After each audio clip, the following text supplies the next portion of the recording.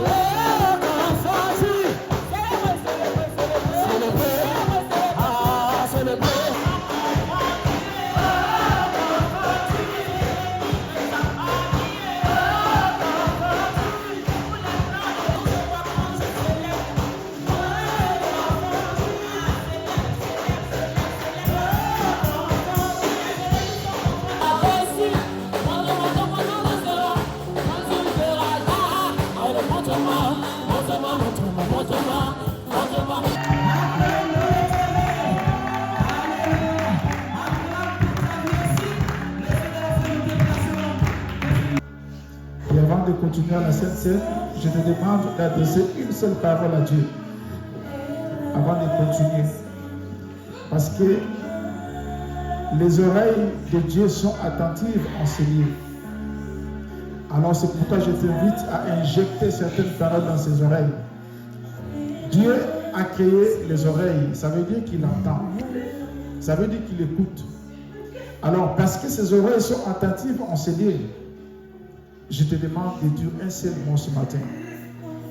De dire à ton Dieu ton problème. Seigneur, voici mon problème.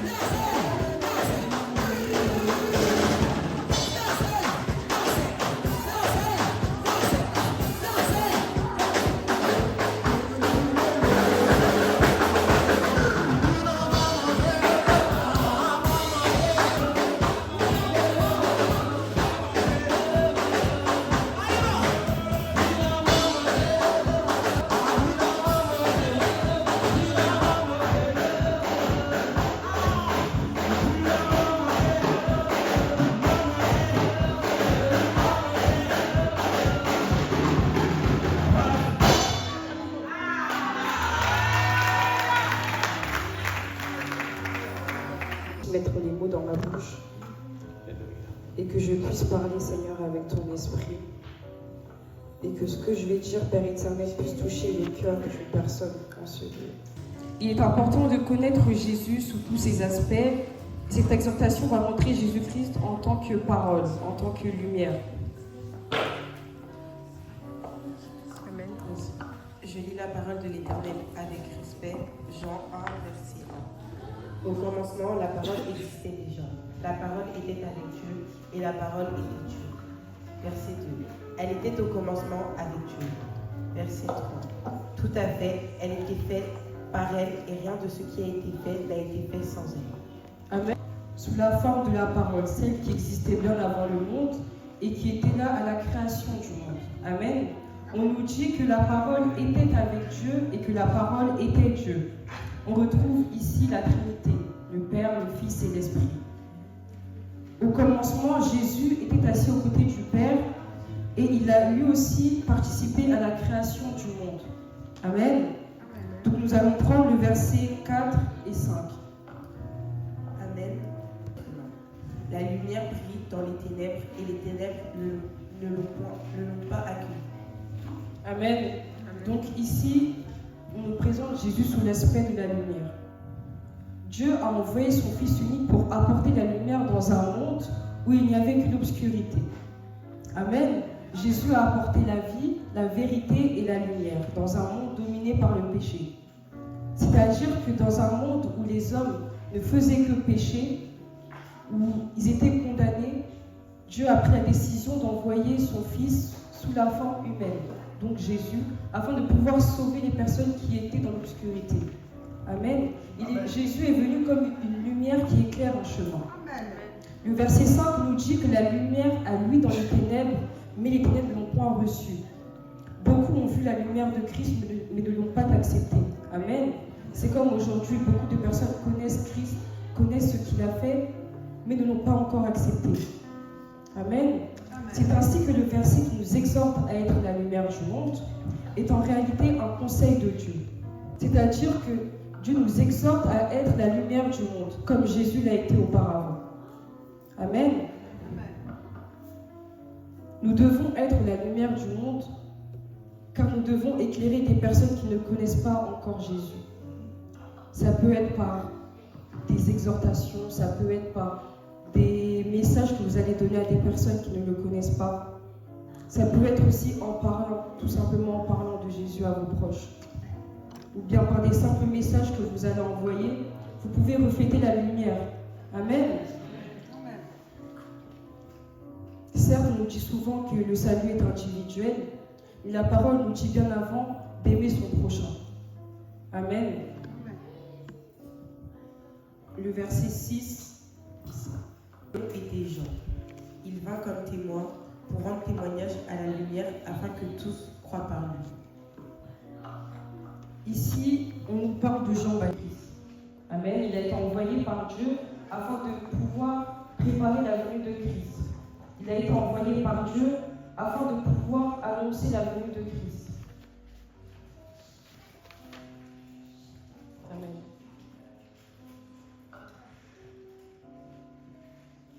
Elle est venue chez les siens et les siens ne l'ont pas accueillie.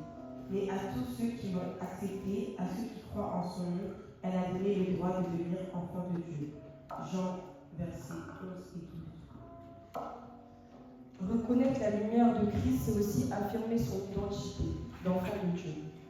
C'est pourquoi Romains 8, verset 16 nous dit « L'Esprit lui-même rend témoignage à notre esprit que nous sommes enfants de Dieu ».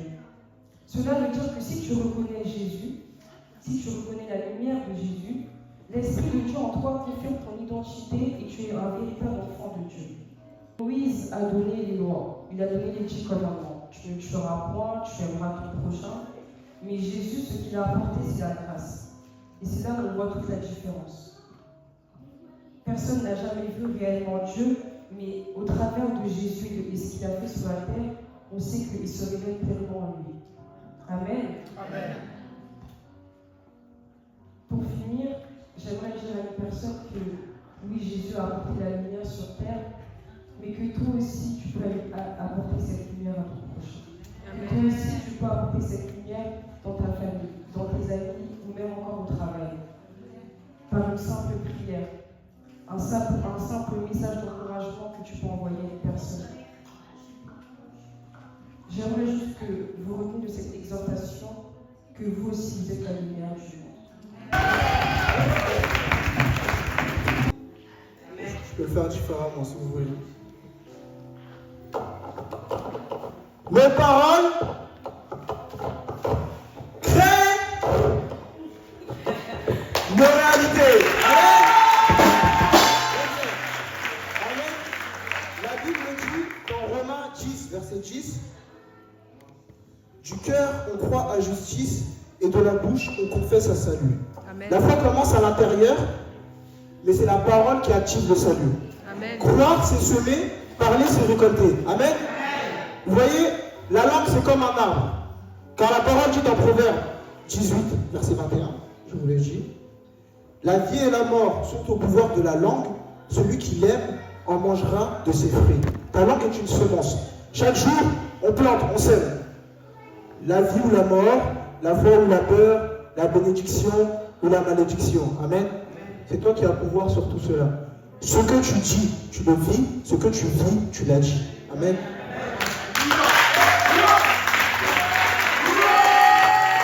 Là où toi tu veux devenir grand entrepreneur.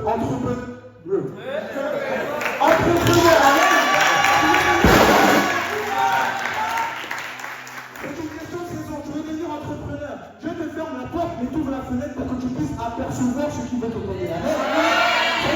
Le jour d'aujourd'hui, moi je dis que je veux mon bac. J'ai mon bac.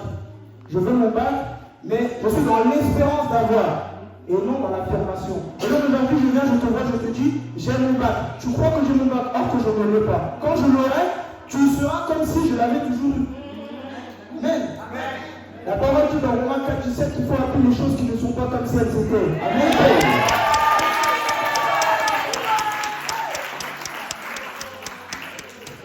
Pour vous dire que si tu espères un rêve lointain, ça restera un rêve lointain.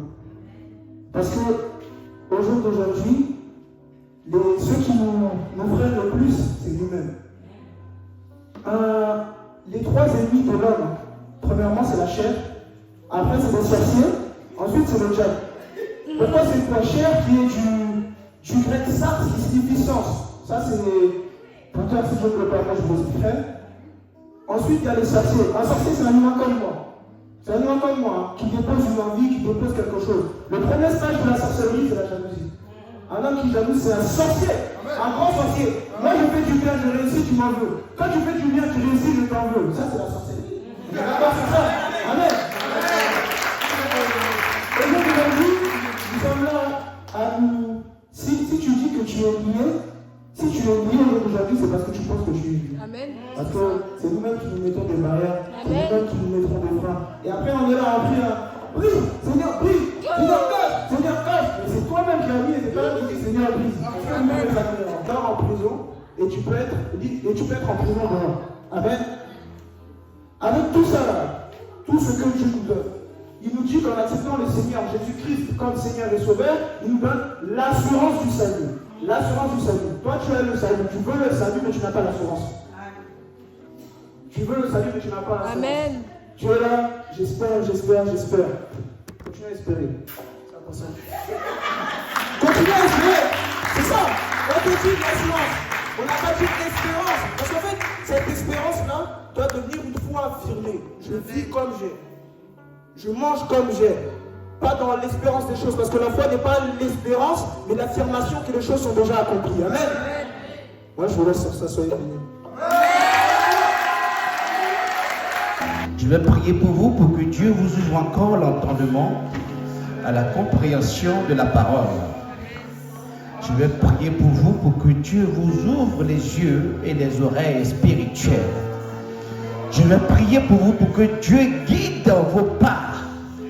Je vais prier pour vous pour que vous soyez sécurisés dans le nom puissant de Jésus-Christ par son sang que je vais appliquer sur votre vie.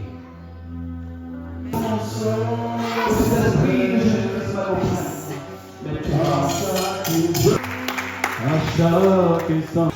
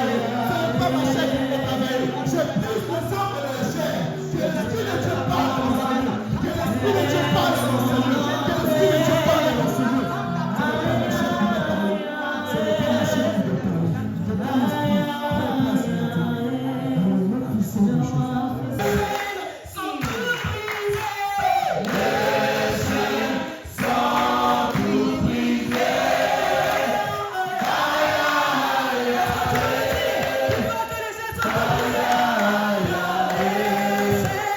tout briser. Sans tout briser.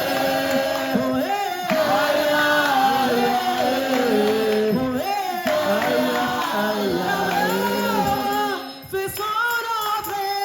Le roi fait son entrée. Aïe,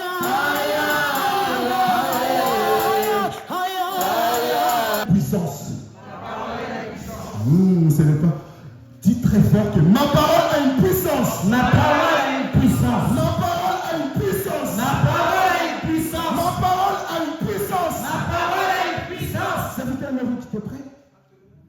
Acte chapitre 3, à partir du verset 1. Mais lui, il ne rentrait pas au temple. Quelqu'un m'entend ce matin? Lui, il ne rentrait pas au temple. Il était juste posté à la porte du temple en train de demander. Et il ne marchait pas. Soulignez bien qu'il était boité devant le temple. Je peux continuer. Amen. Amen. Pierre, accompagné de Jean, fixa les yeux sur lui et dit, regarde-nous. Il les regardait attentivement, s'attendant à recevoir d'eux quelque chose. Alors Pierre lui dit, je n'ai ni argent, ni or, mais ce que j'ai, je te le donne au nom de Jésus-Christ de Nazareth. Lève-toi et marche. Puis il prit par la main droite et le fit se lever. Amen. Amen. Acclamez très fort pour cette parole. Devant le temple, il demandait de l'aide auprès des gens qui rentraient, auprès des fidèles qui rentraient dans le temple. Auprès des gens qui avaient de l'argent pour l'aider, qui avaient des moyens pour l'aider. Amen. Lui, il était boiteux, il ne marchait pas et il n'arrivait pas à entrer dans le temple. Il était juste posté devant le temple. Amen. Le temple symbolise la présence de Dieu. Quelqu'un m'entend ce matin? Les gens rentraient dans la présence de Dieu, mais lui, il était posté à la porte, en train d'entendre l'aide des gens qui rentrent à la porte. Et il y avait deux hommes. C'est pour cela que je vous ai dit que ma parole a une puissance. Il y avait deux hommes qui... Pierre le regarda et il dit,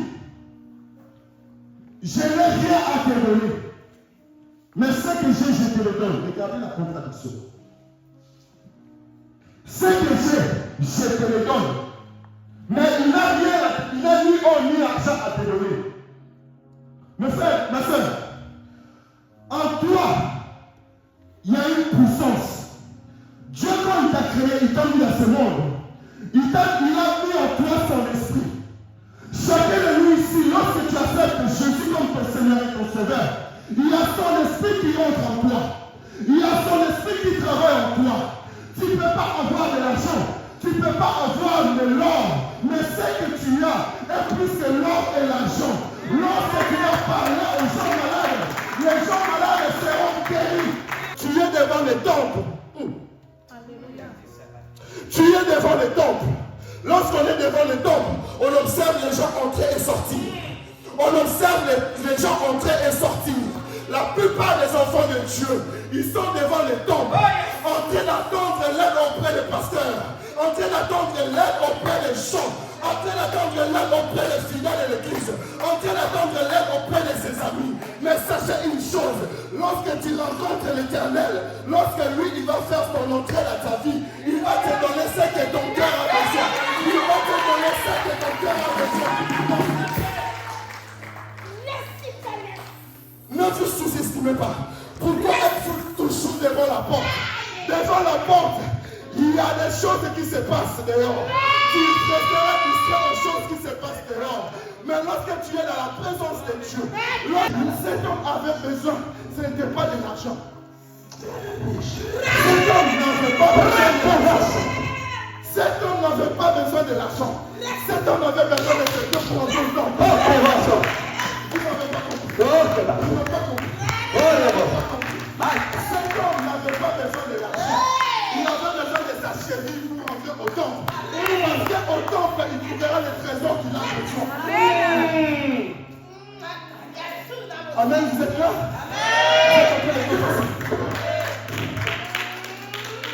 Mon frère, ma soeur, tu n'as pas besoin des choses de la chair. Dieu, quand il te rencontre, il y a une mission derrière. Cet homme, c'est ces jambes que Dieu voulait pour qu'ils puissent rentrer dans sa présence. Nous, les enfants de Dieu, pour tous en poster au temple, tous en poster devant le temple. L'heure est venue, l'heure est là, l'heure est déjà arrivée, afin que les enfants de Dieu puissent marcher vers la victoire, puissent marcher vers la présence de Dieu. Oui, les frères et sœurs, ne restez pas devant le temple. Je veux un peuple vivant.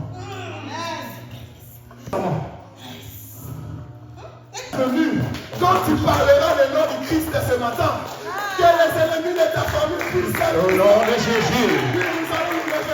Au nom de Jésus. Lèvez-vous. Ce matin, tu vas t'adresser. Tu vas t'adresser. Tu vas t'adresser. Ce matin, tu vas t'armer de l'esprit. Avant toute chose. Tu vas t'armer de l'esprit. Tu vas dire à l'Esprit de Dieu de t'armer dans ce monde. Qui te donne la force de marcher vers tes ennemis de ta vie. De marcher là où il y a l'obscurité. De marcher là où il y a la mort. Là où il y a la mort, que la mort n'ait aucun effet dans ta vie. Ce matin, tu vas prier. Prions ensemble au nom de Jésus. Prions ensemble au nom de Jésus. Que l'Esprit puisse t'armer dans ce lieu. Que puisse nous donner de ta présence ce matin. Que sa présence puisse nous donner. Lorsque tu vas à la guerre, de Dieu, peuple de Dieu, c'est qu'on a.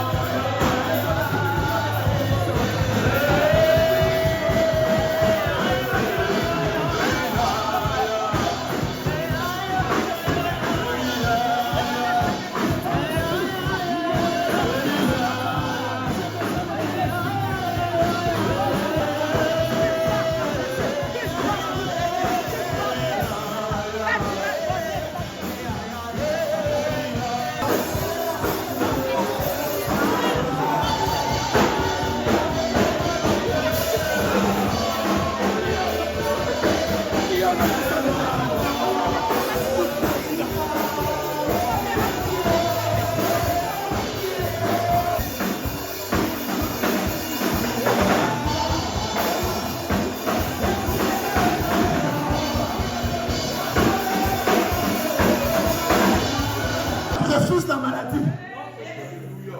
Oui, il faut refuser la maladie. Il faut refuser la mort. Il faut refuser cela. Lorsque Dieu travaille, il faut que tu lui montres là où était ton problème. Élisée, une ville entière avait un problème d'eau. Il a dit où est le problème. Il lui a montré la source. Mon frère, ma soeur, ce matin, ne murmure pas. Parle de ton problème à Dieu. Si tu es malade ce matin, la maladie va te quitter. Si tu es enchaîné ce matin, les montagnes. Si les montagnes se dressent devant moi, le sang de Jésus. Le sang de Jésus.